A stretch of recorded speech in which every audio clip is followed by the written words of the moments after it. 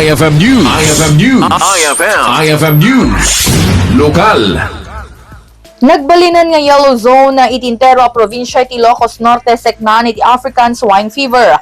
Dahito iti inbata ni Dr. Lloyda Valenzuela, provincial veterinariana. Kunana, kalpasan ang na-clear iti iliti Vintara kan iti City of Bataca kat insigida ang naideklara nga yellow zone di probinsya. Na salsalsod tayo dagitoy ang natistado iti Pilipinas may panggit ti ASF. And na-mention da nga actually, Doc, after the pa nag-surveillance tayo, panangalat ti Dara dito Batakyan Vintar, na-clear damit 10. So, yung yellow zone na tayo lahat. Supposedly, nagkamali lang again encoded ti San Nicolas kasi red salmon tinaipandan. So nga, amod ang iriririk no kadagi jay. So nga, kunada, pasensya na ako kunada kanya kita tayo. Pero, paki-edit ko na.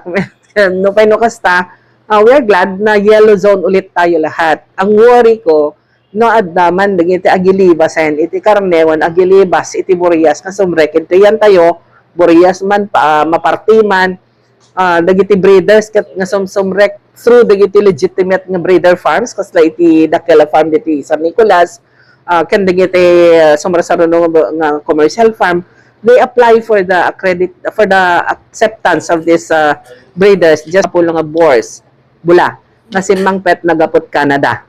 So, dagiti amo tayo, dagiti aware tayo ka dagitoy. So, dagiti daduma nga diti aware, yun yung nakakatakot.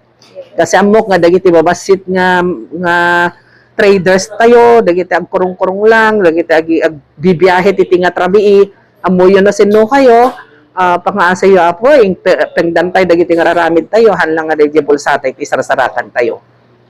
May naikitira ito yan na igeta iti panagbantay da karay iti border tap no awana iti makailibas sa iti karne iti baboy wenno dagiti Burias.